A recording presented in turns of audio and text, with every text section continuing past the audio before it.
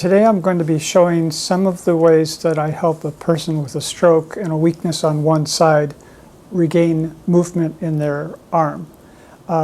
This video is intended for therapists, patients or people who've had a stroke and their families who are interested in the recovery might benefit from it, but it's mainly aimed at occupational therapists, physical therapists, anyone who's working with a stroke patient.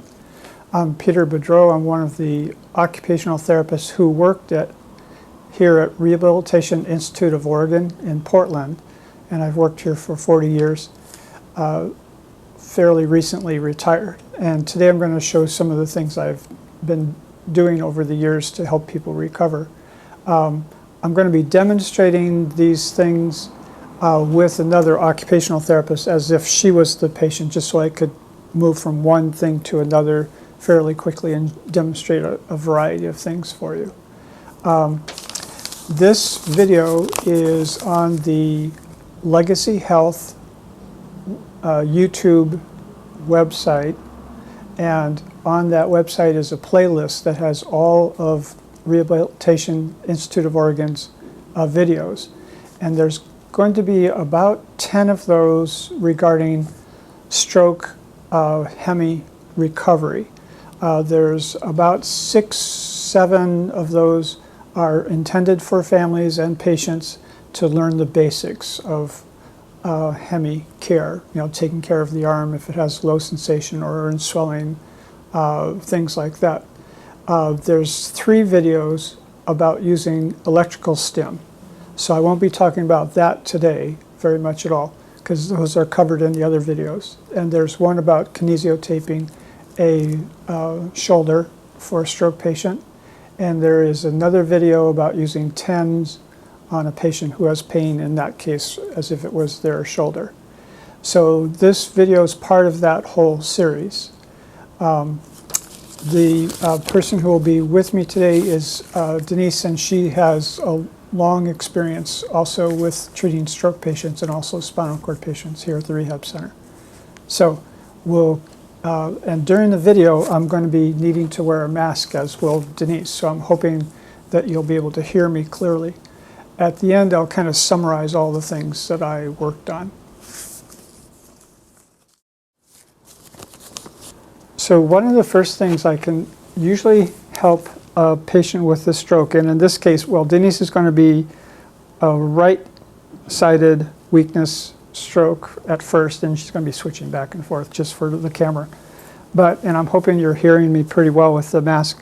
But one of the first things I can usually help a patient do functionally with their arm is to lock their wheelchair brake. And for that, usually we'll get a extension for it, and this is just a walker extension. And often I'll have a patient do the activity with their strong arm first to kind of model it for their body and their mind. So Denise, with your strong left arm, you're going to pull back and power forward. Do that about 2 more times. So I often have people do things with their strong arm several times before I have them try to do it with their weak arm, just so they have an idea of what I'm asking for and get their body feeling that motion. If they're very weak, they may need a long extension like this. If they're getting better and better, they could use something less that doesn't stick out and get caught on doorways as much. Yeah. So I would place their arm, and sometimes I'll even remove the armrest just so she has a lot of freedom of movement here, and put the hand right out near the tip. And at this point, I'm going to have you use your body and your shoulder and your arm to power it down like that. Now, if that's not working for the patient, a couple of cheats that you can do. If she rolls her shoulder this way, and usually their pecs are somewhat active, so they can kind of do that a little bit. And then if I also kind of cheat and straighten her elbow out, now if she leans forward, she's kind of doing it more with her trunk. The main thing I'm going to be saying today is things you can do to help the arm start getting the feeling for the motion and the sight of the motion. So if the person has neglect or if they have a field cut, they can start to see and feel that motion. So once we get here, so go ahead and move your arm in and power down. And usually I'll do things several times just so they get the feel for it. Now, if she had a swollen wrist from, the edema building up, I might be very careful about doing this. That might hurt right there. Then I might try to get her wrist in a more neutral position for powering down. So I don't want any of these activities to hurt. If I'm going to be using a Hitachi vibrator on the high setting to stimulate, and in this case I'm going to be stimulating the triceps to help her do that elbow extension. And usually I'll do it for maybe proximal to distal for maybe 3 seconds or so, just to activate that muscle. So let's see what that looks like. Go ahead and power down. Very nice. Good. Power down. Good. The other reason I'm doing this first is after a stroke, usually people have a period of where their arm is very floppy, flaccid. And then as time goes on, they tend to build more movement and muscle tone in all the muscles that flex the arm. Now, so you tend to get more tone in the flexors and very low tone in their extensors. If we did something for flexion first, sometimes those muscles won't turn off, so the extensors won't have a chance to work. So I'll typically work on all the extenders first before I start working on flexion. So again, I get the vibrator, it's sitting right back on her tricep, and as I ask her to do the motion, I kind of basically stroke down, sometimes somewhat firmly, just to get the muscle. And you can think of the muscle like if I asked Denise if she was a stroke patient to extend her arm and I had an EMG on that tricep, what I'd probably see is a slightly more activity in that muscle, but not enough to produce motion. So between the kind of the effort that she's making and the assist that the vibrator is giving her, it gets her over that threshold level into actual movement. Once she gets a feel for that muscle and that activity, then I'll take the vibrator away so she can do it on her own. So that's going to be the strategy for a lot of the things that I'm going to show you today, is use the vibrator to get the muscle a little bit more active and then see if you could take it away and still have it. The other reason I'm keeping my hand close here is with the effort that Denise makes, sometimes effort results in wrist flexion and finger flexion, so she's very likely to roll over that way in the effort to do that. So, and I don't want that to happen. So I don't want the wrist to be going too far in extension or too far into flexion. Either could be painful, and we want to avoid that if we could. So good. I think that's it for the wheelchair. Denise and I are going to swap seats.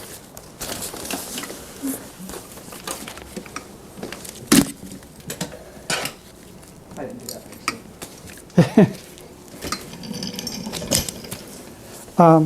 I'm going to be using Denise's left arm as her stroke arm now, just for the camera. And one of the things that I'm going to be showing is that one of the tricks you can use on a patient with a stroke to get them to be able to pinch and release is to use the tenodesis, what word would you say? Ability. Ability. Yeah, ability of tendency of the hand to do that. So Denise is very floppy right now as if she was a stroke patient. If I flex her wrist, you can see her fingers close just like this. And if I extend her wrist, then the fingers open. We're going to use that to our advantage just so Denise can see, let's say she's had her stroke 7 days ago and hasn't been able to grasp or release anything since then. So if I say, what's your goal, Denise? And she'll probably say, to walk. Yeah. And what else? Oh, I want this arm to work too. Yes, So that's where we come in. So we're going to use that to our advantage. Now, Denise has worked on the spinal cord team for a long time, 30 years about. Yeah. So she knows the tenodesis using with spinal cord C6, Yeah. 5. Yeah. 5, 6. So she knows this very well where spinal cord patients use that functionally. We're not going to train our stroke patients to use that routinely like a spinal cord, but we're just using it as a little trick to get the ball rolling. So for example, let's say I was going to have Denise hold on to this granola bar and release it. So what I might do with well, first I'm going to see, can she hold it? So I put it here, and I'll ask her to grasp it, and nothing happens, let's say. Yeah. Or I could curl her wrist back and ask her to hold it, and mostly it's holding it right now just because my finger is on the palm of her hand, just kind of keeping her wrist in this position. So she's not holding it, it's more like I am holding her hand to hold it. But what I'm going to be doing with stroke patients, say, okay, I want you to hold on to that tight, don't let it go. The other thing I can do with the vibrator is to start engaging the wrist extensor. So I'm going to vibrate right about there where the extensors live to try to get this going. The other thing I'm going to be doing is, and I might do this without let's say her hand is relaxed and I do this and I see that. So that's very common for a stroke patient, is a little bit of stimulation in those flexors, and usually they'll be saying, wow, wow, I didn't know I could do that. So to hold on to this, and I'm going with kind of a cylinder grasp first. That's usually one of the most basic, simple grasp. The other thing I'm going to be watching for is trying to have the fingers there and the thumb there. I'm going to try to avoid, and this is very common too, where the thumb's the most active, and then you get that, but that's not a functional grip. You want something more like that. So let's say we're here. I ask her to grip it. Nothing too much has happened just yet. I'm going to stimulate here to try to get more wrist extension, and she's a good patient, it's getting there.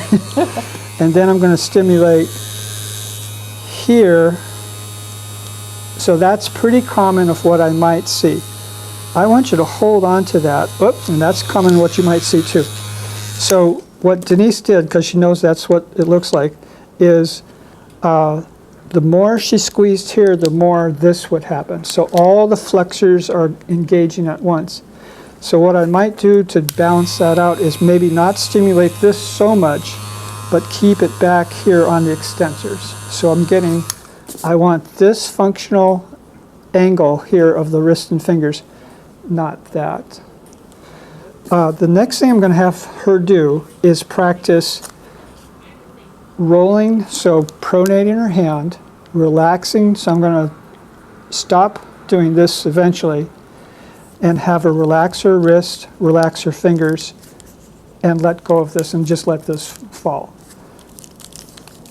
So we're here. I'm stimulating here to get the wrist going. I'm doing a little bit of this, but she's got it right now. Next, Denise, I'm going to have you hold your hand here. You're going to drop this into your right hand, but don't do it until I ask you to. So hold it, roll down, perfect. Hold it, hold it. Now I'm going to take this away. You're going to relax your wrist and drop this into your palm. Perfect. So I didn't do a good job. Yeah.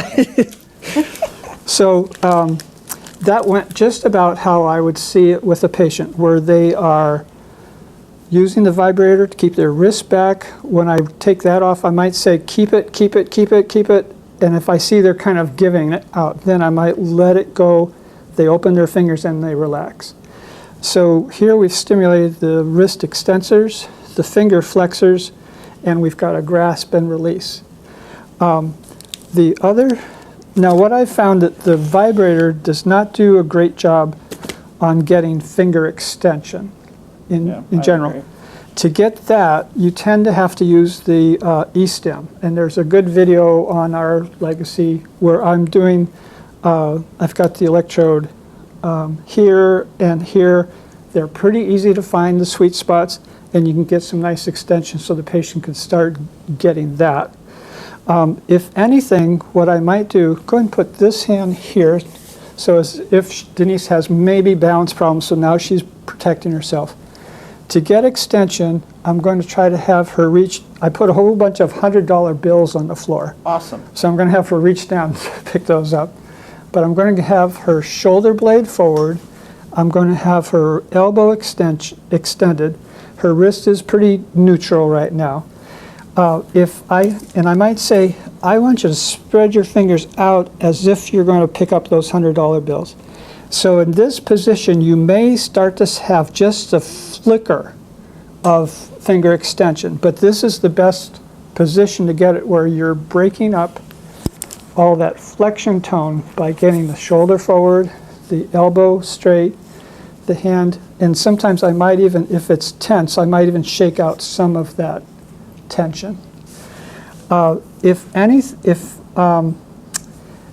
At this point, I might try to stimulate the extensors, maybe not up here, but a little bit further down. The other trick to stimulating the extensors is to flex the wrist. Yeah. So it's easier to get extension if the hand is in this position than if it's in this position. It's very difficult, and you can even feel that on yourself if you get here and try to straighten your fingers even without a stroke. It's hard. But if your wrist is here, it's really easy. It's easier. Mm-hmm. So to get extension of the fingers, again, you put $100 bills on the floor and you have them. So there you see a little bit of change of tone of her thumb opened a little bit, fingers just a little bit, and that may be all you see on that first try. So the wrist or the finger extensions tend to be one of the hardest things to get, but the E-stem does a good job with that. So that's one of the things that I'll do in terms of pinch and grip, and then I'll move on to other types of grip. And something that's about the size, this is one of those whiteout dillies. So here what I'm looking for is a nice lateral pinch. So that might be my next stop in terms of grip and pinch. So pretty much the same routine where I'm stimulating the extensors to keep the wrist back, flexors if I need it, and I'll know that I've done it too much if I say squeeze it and all of a sudden go and do that. Oh. Yeah, so that's pretty common of what you might see where the thumb gets overactive and then you end up with that. So the hard thing for your really go-getter strokes is if they work really hard, sometimes the opposite happens. So it's trying to get effort without over. Okay, good. So this is a good thing to try, something about this size and weight. Kind of fits in here pretty nicely without having to be squeezed too much. The other things, let's say Denise is an avid card player. Cribbage is the game. Yeah. So I will have her, again, using that lateral pinch to hold on to the cards. And so instead of using a card holder, if she likes to, she could actually hold it with this if everything else is kind of propped in a good position. And you could, again, stimulate here and here to get just the right amount of tension. From here, what I might do is ask Denise, go ahead and take out the Jack of Hearts. So I want enough grip so the cards are staying put. not too loose and they're all falling out, or not too much where she can't even get that out. So I like to do a lot of things. What is their past activity? What can we use that she has a lot of muscle memory with? Good. The other thing, if we're getting finer and finer, is this is a nickel, and I might try more of a tip pinch. So that's a little bit more advanced, where she's trying to hold and release it. The nice thing about that is it's so small that the release is fairly easy. And hold that with this hand. Go ahead and put that in that hand, and move your wrist back, hold it, drop it. So I'll start doing a lot of bilateral things, going where she's handing it back and forth with a variety of sized objects. Now in this case, I'm kind of making that happen because I'm doing this, but I'm going to try to stop doing all this help and try to... But I'm thinking it Exactly. as we're doing it. Perfect. Yes. Good. The other trick I might do while Denise is still sitting is she's going to hold a cup like this, and she's going to, have a straw there, and she's going to take a sip like that. So I put some rubber bands on here just to get some motion, some stickiness to it. And in this case, I might prop her elbow on my, otherwise it might go this way. So go ahead and, now the reason this arm isn't falling off is she's kind of holding it here, which is okay at first. The other thing that she's doing to keep it where it is her pecs are internally rotating her shoulder to basically do this. So her two arms are counterbalancing each other to do this. So this you can usually get with a stroke patient fairly early, and it's pretty successful. Now to energize the biceps, I might do this just to get more of that. Good. Very nice. One of the other things I like to do that I kind of discovered later in my career is to have a damp washcloth, or maybe even a hot pack that is water-based, and put that, I'll say, go ahead, let's squeeze that a little bit, because I want the hand to be kind of tacky, so that those cards especially, or that nickel, will kind of stay put. I don't want it so wet that it's slippery and falling out, but just enough tackiness to make it successful. Good. Or like the rubber bands that you put on exactly. the cup too. The next thing I wanted to show is some of the other thing I was thinking about showing. You're going to hold this with that hand. This is here. And this is here. Now, let's say Denise likes to shop. She likes to push the shopping cart and, do her own grocery shopping. So we have a shopping cart here at RIO, so that might be a nice advanced skill that either I could do or the PT and the team could do with her. Maybe have to ace wrap the hand on the shopping cart so you're not having to worry about that. But a good exercise for that, you're going to lean forward a little bit, and I want you to push that down. Perfect. Patients tend to do well with this, and relax and pull it up. Push down, and I'm hitting the triceps as we go. So here we're doing some great weight bearing here. She may have to kind of cheat and kind of move her shoulder this way, exactly, just to kind of lock it in. But eventually I don't want that to be a long time habit. I'll be careful that we're not hurting the wrist by having the wrist back too much. This exercise takes about 4 hands, so it's good if you have a student. So I wanted to show that really quick before I move on. Denise is going to lay down, and she's going to be a right hemi again.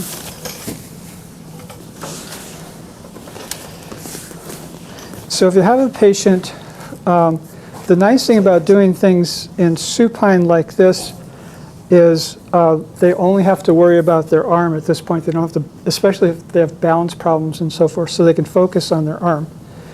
If Denise, and I'm likely to have her knees bent, and I'm going to try not to have too many pillows under her head, because I want to promote extension. If I had her legs straight and a lot of pillows there, she'd be more in this position, which would promote more flexion.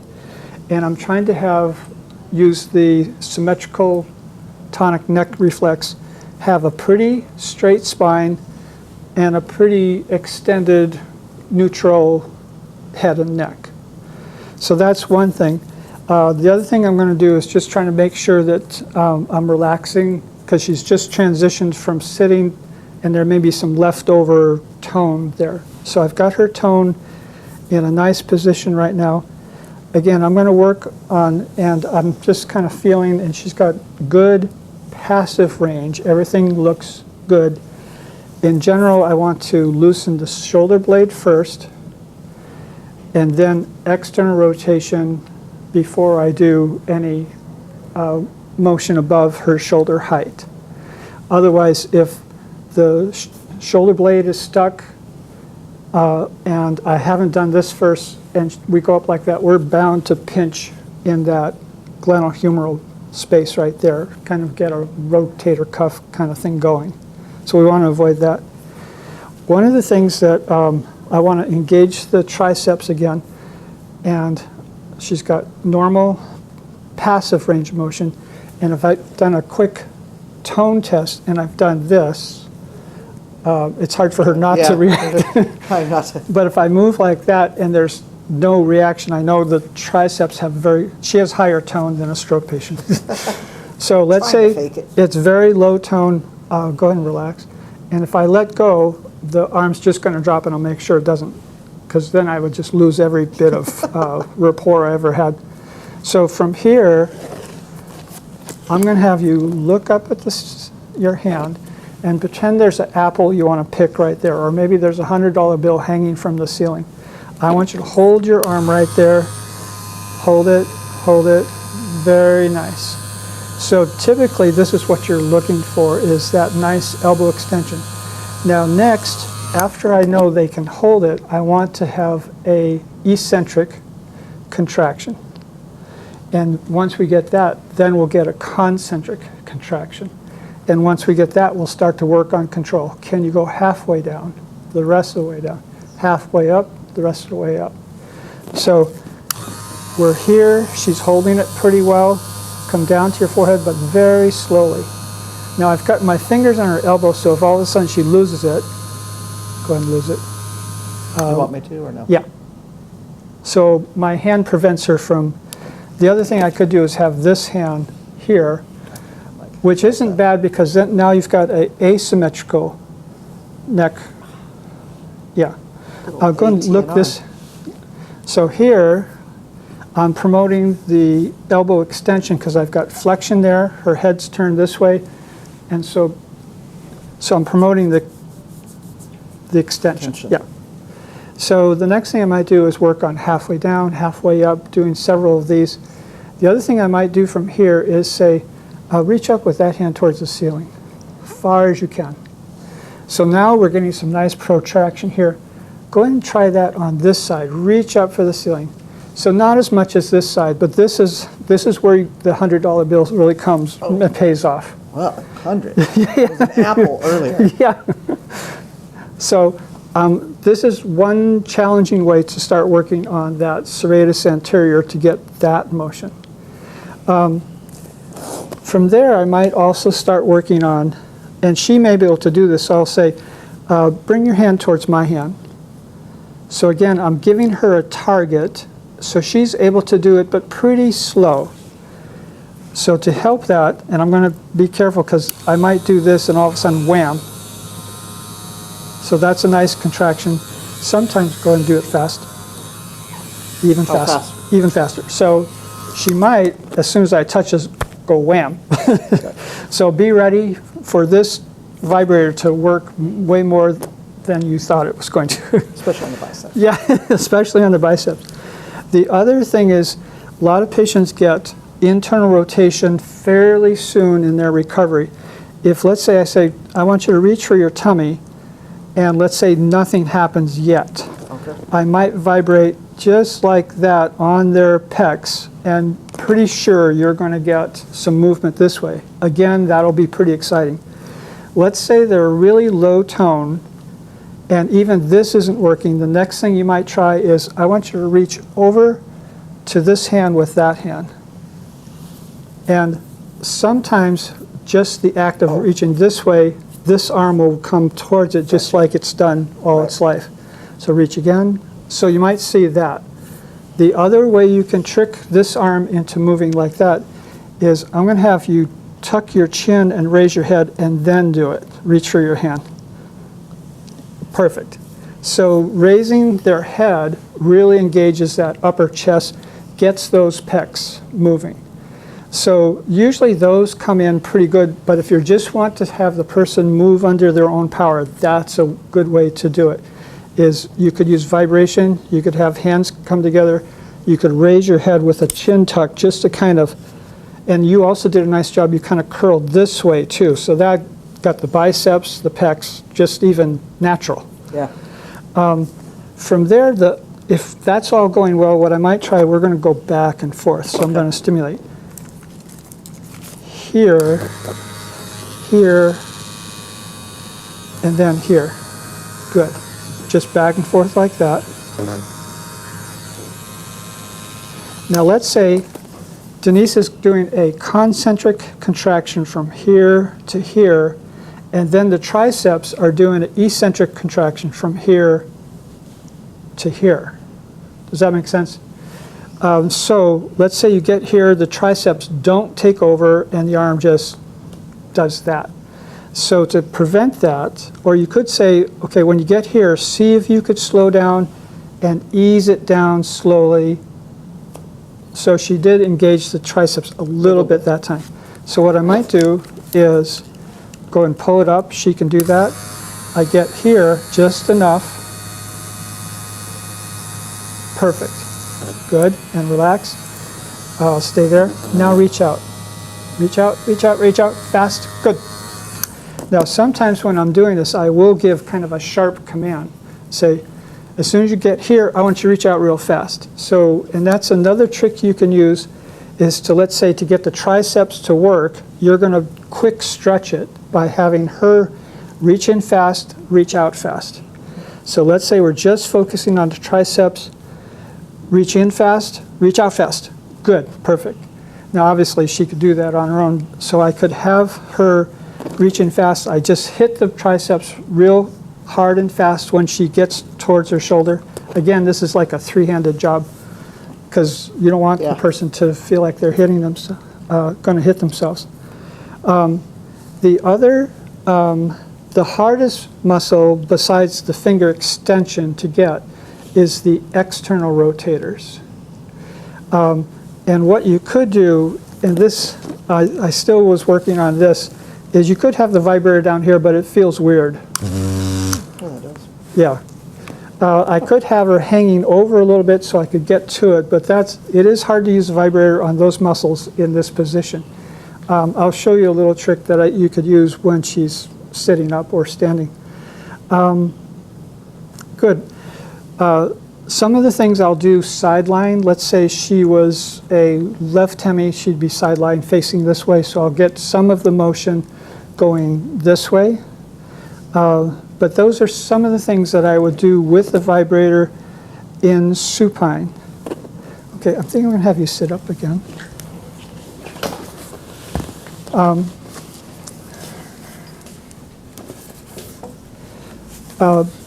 A balloon works a lot better than this beach ball for this activity, just because balloons are more tacky, and this is pretty slippery, so I'm going to hold on to it. So I might work on that external rotation and elbow extension by stimulating the external rotators, you know, the infraspinatus, the teres minor, and so forth, back here, and kind of travel down to her triceps. So I've got her right near the balance point here. So passively, it's not going anyway.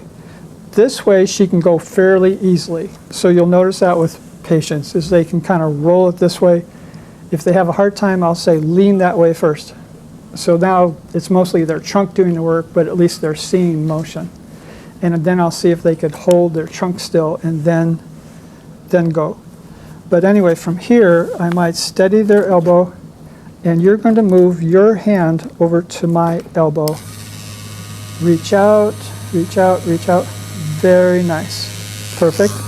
And this is so slippery. Now let's say part of that is just trying to get the pecs to relax. What you might do is get it over the balance point. So now as soon as the pecs and biceps relax, that's going to happen. I'm going to use the hair band underneath. My hand's nice and tight. Yeah. Have to use the That was very trick. adaptive of Denise. So I've got it here, and this is, let's say, I notice when Denise is walking with the PT, her arm is tending to be up here. So she's got a lot of tone when she's making a strong effort. So I want her to start to have the feeling of relaxing those pecs, those biceps, so that when she's walking, she's not going to be locked into an arm that's like this. So this is a good exercise for just that relaxation aspect. Get it past the balance point, hold gently. Now when I do this, she might hold it and jerk it this way. So in other words, the pecs just get overexcited too quickly. Hold, hold, hold it, perfect. Now slowly come down towards me. So that's the perfect activity for her if her pecs and biceps are overactive. Once I get those to settle down, then we're moving more towards the middle for the balance point, and then I might start stimulating over here. Very nice. Good. The other thing I wanted to mention before I stop, and we're almost done, is so I'll work on, usually people can pronate before they can supinate. And to get pronation, again, I might do a quick stretch, and her body's going to have that motion kind of as a response. So the muscle is getting a quick stretch, and as soon as it does, it's like when you're going to jump, first you squat down, and then you spring up. Perfect. So you'll see that with your strokes. Pretty, and then we'll see, can she do it slower? In other words, I'm stretching, but I'm not doing the as dynamic of a stretch. From there, what I might do to get supination, which is hard, again, I would probably try the supination first before the pronation, because if I get the pronators all overactive, then the supinators can't do anything. But I might get it here and say, I want you to turn your palm up, and go and do that one too. Perfect. And I might have like a silver dollar in my hand and say, I want to drop that in your hand and have you not drop it. And if it's there, it's just going to slide out. So I want you to get your hand all the way up. And they may cheat like that, but that's okay at first. You're a good cheater. Good. Years of experience. Years of experience. So just to review the main points of that video, the vibrator I use is a Hitachi. It's around $65 on Amazon last time I looked. And we're recording this in February of 2022. And I turn it up to high, and that vibrator tends to work better than the others I've tried. So anyway, I use the vibrator. I use some tenodesis action of the muscles to have the patient get a sense of that. And for both of those, I'm using those just to have them start to feel it and see it, and then I start to withdraw that extra help that I give them. I do a lot of things where I'm doing a quick stretch to stimulate a muscle and then see if the muscle can respond to that. I often have a patient reach for a target as opposed to, okay, straighten your arm. Instead of that, I'll have something for them to reach for. I use the warm washcloth, or sometimes I'll use a moist hot pack for them just to touch a little bit to get some tackiness if we're doing any kind of fine motor activity. I'll often give a sharp command when I want something to happen: squeeze, reach, pull, just to kind of get that whole energy going in that direction. I'll use activities that the patient is very familiar with to get that old muscle memory going that they've done a million times before. I'll often have people do things with both hands just so that a stronger arm can help the weak arm and kind of model. Or like with Denise, she did the brakes first with her strong arm, and then she did it with her weaker arm. I'll do a lot of things where the two hands are working together, so she's picking the card out of this hand, she's putting a different card back into that hand, or passing objects back and forth.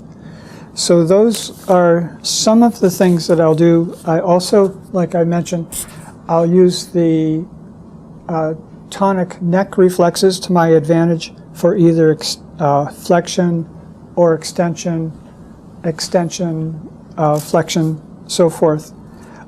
If there's a lot of tone, I need to make sure I deal with the tone first before I ask the muscle to move. If it's trying to move and it's struggling against the tone of the opposite muscle, it's going to be that much harder. So that's it for this video. If this is helpful, you might check out our other videos on the Legacy Health YouTube site, and you could look for the RIO, R-I-O, Rehabilitation Institute of Oregon playlist, where all those are kept. There's also some good ones that our physical therapists did regarding transfers and bed mobility, and our speech therapist did several good ones on breathing, attention, thinking skills, memory, things like that. So, thanks a lot.